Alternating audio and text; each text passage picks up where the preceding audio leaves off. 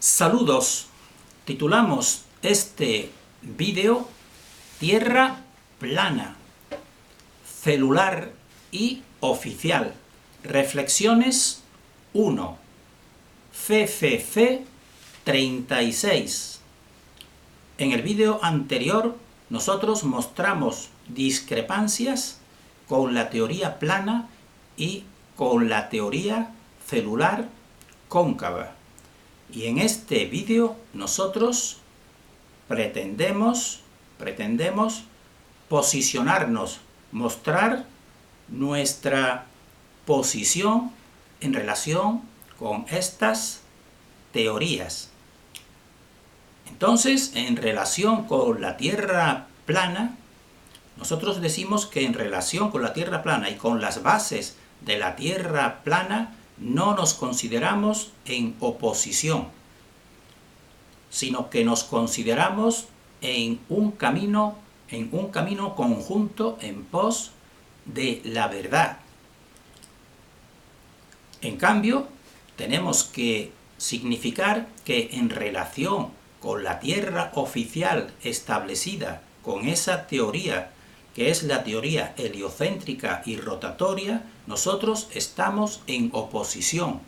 Estamos en oposición porque, según nuestra apreciación y según nuestra opinión y según nuestro conocimiento, llevamos al menos bastantes décadas, cerca al menos de unos 50 años, que pensamos, y esa es nuestra interpretación, subjetiva por cierto, pensamos que la NASA pues nos engaña, porque son muchas pruebas las que se nos están dando. Entonces nosotros decimos, en relación con la Tierra y con la teoría oficial establecida, pues estamos en oposición, porque pensamos que es un engaño consciente y programado.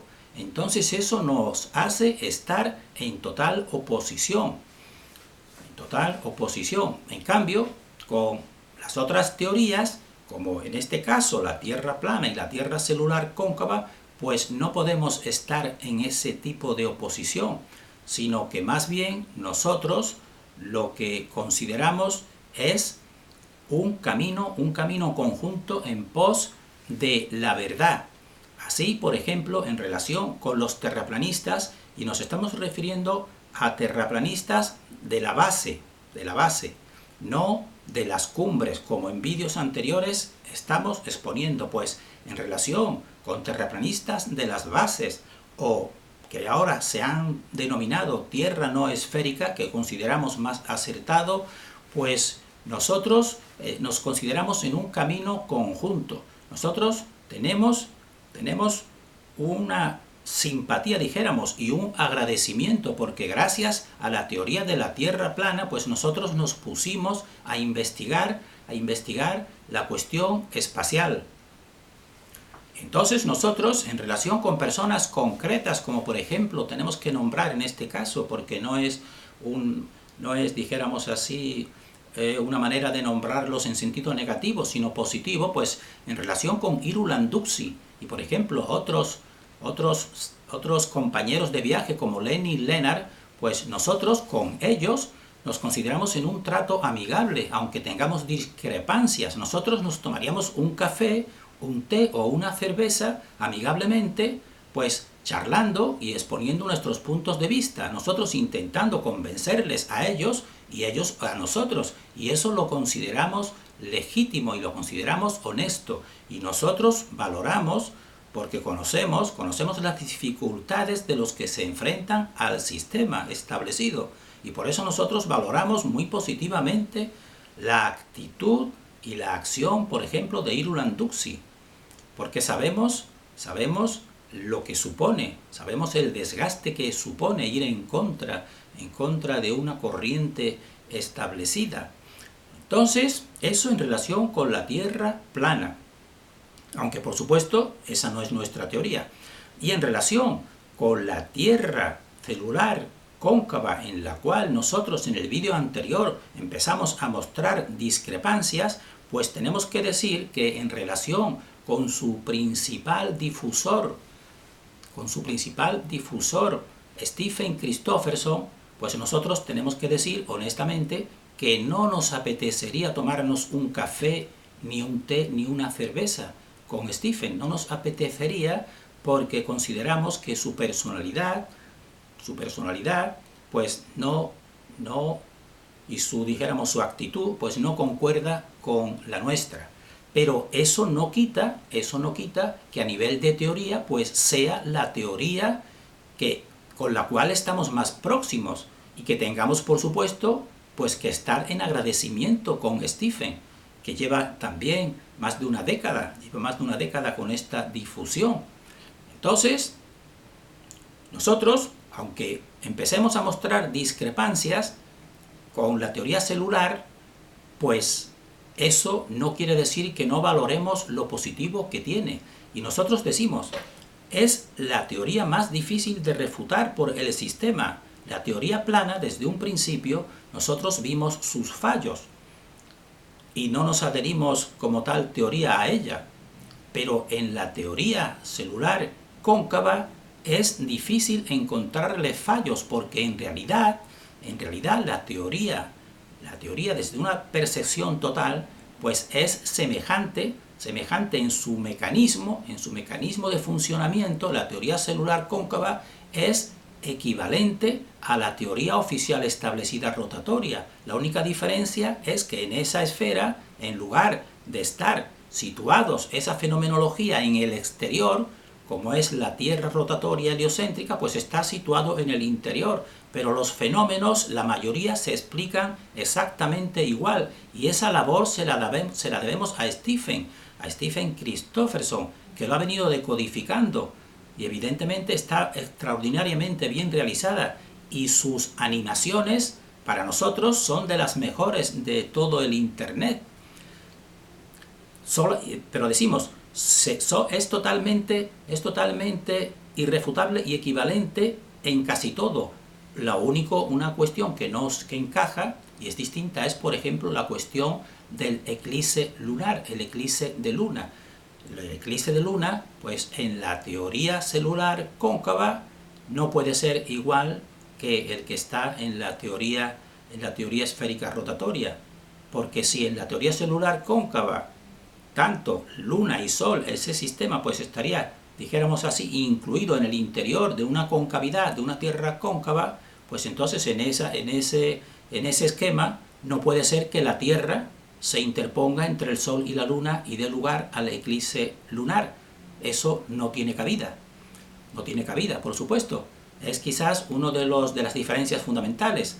Pero esa fenomenología nos la explica muy bien, o al menos le da una explicación muy coherente, pues Stephen Christofferson. Se puede buscar y se ve la interpretación que le da al eclipse lunar. Para nosotros esa interpretación es más coherente, por ejemplo, que la explicación que da la teoría oficial de los eclipses, del eclipse Sol y Luna, cuando el Sol y la Luna pues se unen y coinciden en tamaño.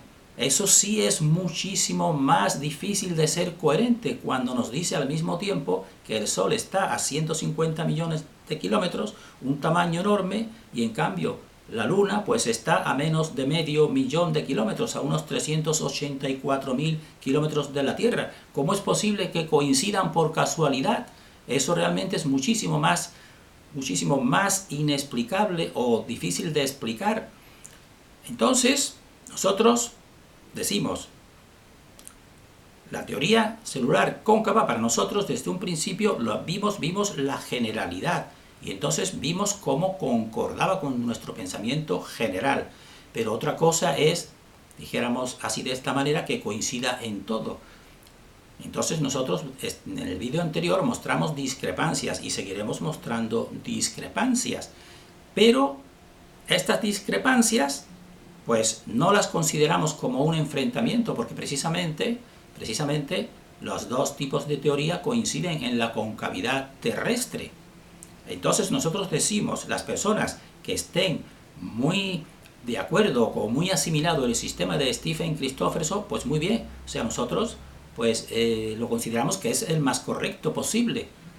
Ahora bien, nosotros también tenemos otra manera de verlo para las personas que sean de un modo más, dijéramos, más globalistas o más espiritualistas o más de buscar una totalidad más coherente, que esa es lo que nosotros estamos difundiendo, que es nuestra teoría. Decimos nuestra no porque no la consideramos realmente propia totalmente, sino nosotros consideramos que somos un punto de conciencia que participa con todas las conciencias y entonces pues da lugar a nuestra interpretación. Por eso usamos nosotros al hablar el plural nosotros o nuestra.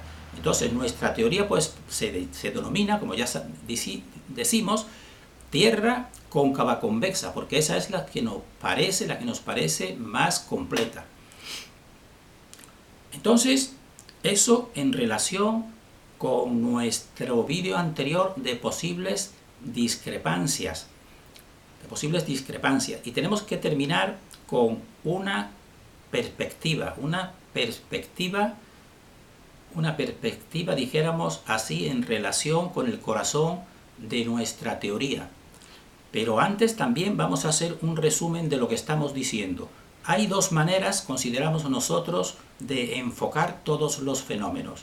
Una de ellas es centrarnos en lo negativo, como sería, por ejemplo, si nosotros nos pusiésemos a combatir la Tierra plana o a combatir la Tierra celular cóncava. Y otra manera es considerar lo positivo que tienen estos dos sistemas y lo que nos pueden aportar para nuestro aprendizaje. Entonces, esta segunda manera es la nuestra. La nuestra no es centrarnos en lo negativo ni de las personas concretas, ni de las teorías concretas, sino centrarnos en lo que nos pueden aportar. Esa es nuestra actitud. Y por eso estamos intentando mostrar eso en este vídeo. Porque desde esta manera, centrándonos en lo positivo que podemos encontrar, centrándonos en lo positivo que podemos encontrar incluso en las mentiras, porque nos las tienen que dar mezcladas con verdades, pues de esa manera nos podemos enriquecer. Y de esa manera y desde esta perspectiva, por ejemplo, nosotros aprendemos, por ejemplo, del ojo que todo lo ve, o aprendemos de Lucifer. Son los que más nos enseñan. Son los que más y más astutamente nos engañan y quieren engañarnos. Pero precisamente también son los que más nos hacen aprender. Esa es nuestra actitud y queremos que siga siendo de esta manera. Entonces vamos a terminar con una reflexión sobre el corazón de nuestra teoría tierra cóncava convexa.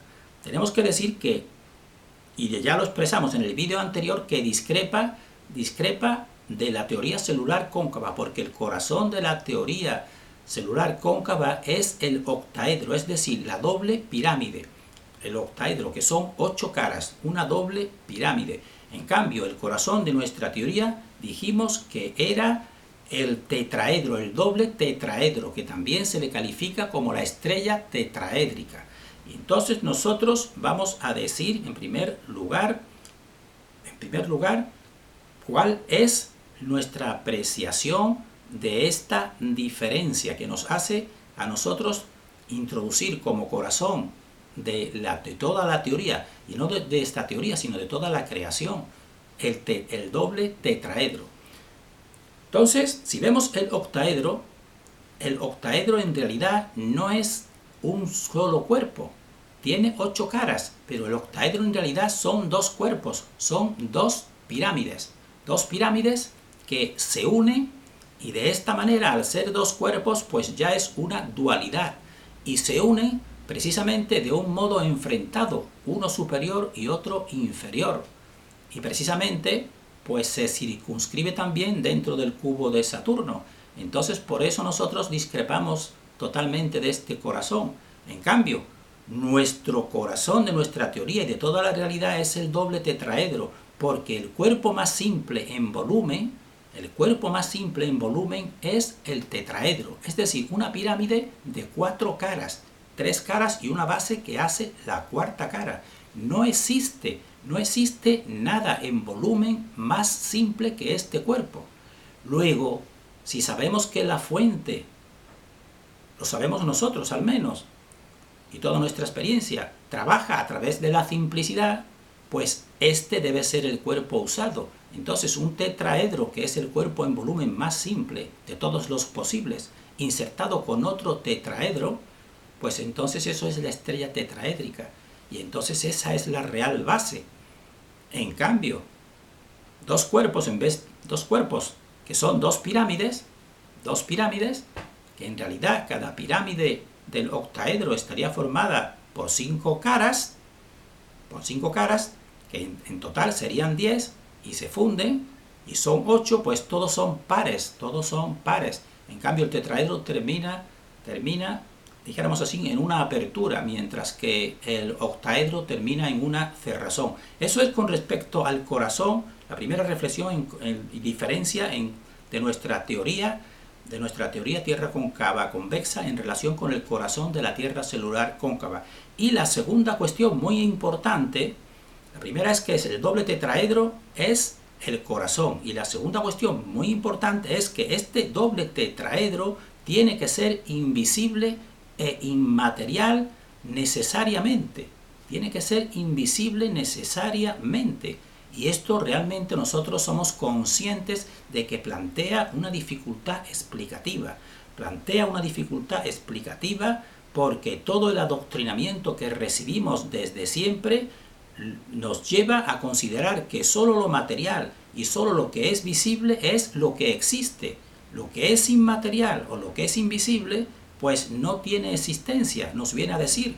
Y entonces le pone todo el acento y toda la importancia en lo material, que lo expliques materialmente. Y entonces este adoctrinamiento pues es el que hace, y sabemos que nos tenemos que enfrentar, y nos estamos enfrentando continuamente en la defensa de nuestra teoría, es lo que hace la mayor dificultad para asimilar la teoría de la Tierra cóncava convexa, cuando en realidad la teoría de la Tierra cóncava convexa, según nuestra apreciación, es la más simple y la más profunda.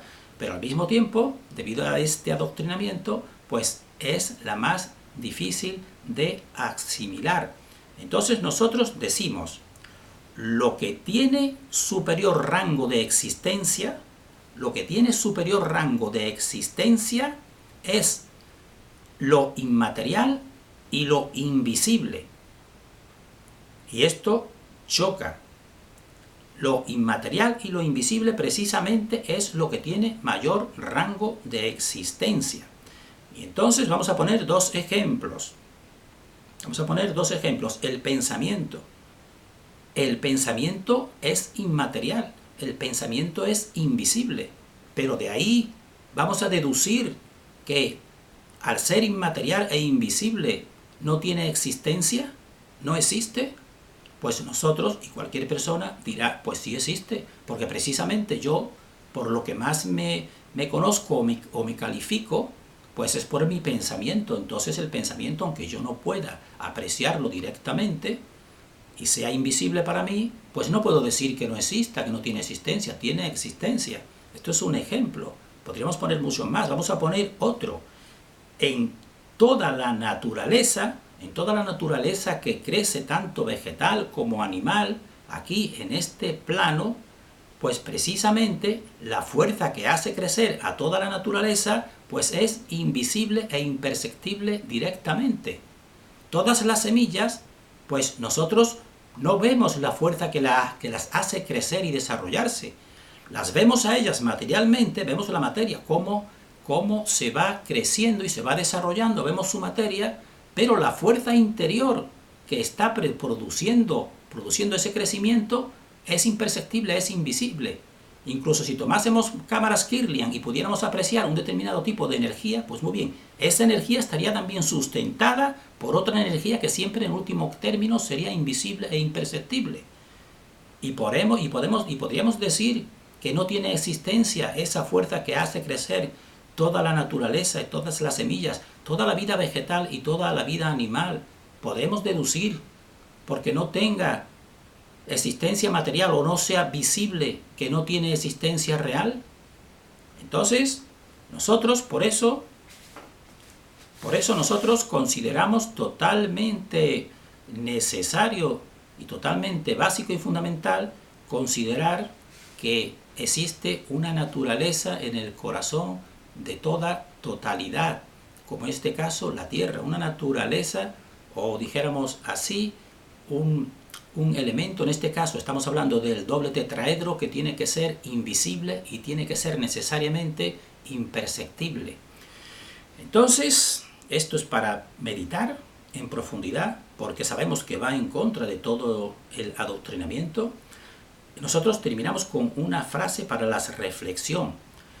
Toda teoría de una totalidad debe considerar la existencia de lo invisible inmaterial para lograr el mayor acercamiento posible a la verdad.